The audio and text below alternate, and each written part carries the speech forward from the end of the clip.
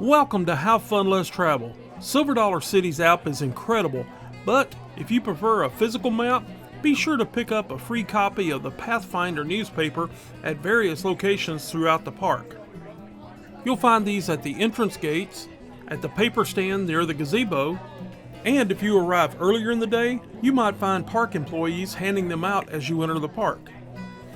These newspapers are packed with articles, ride information, show times, schedules, calendars, a map, and a lot more that'll help you during your visit.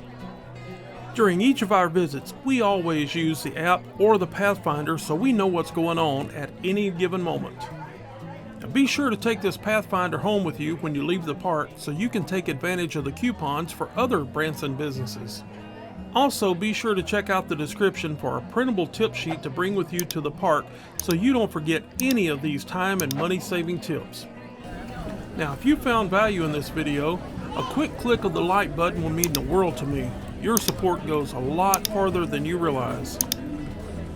Another thing that we're always asked is, when is the best time to come to the Silver Dollar City? Or, what do I need to wear or bring with me? That's what I'll explain in the next video shown here. Thanks for watching, and tell a friend.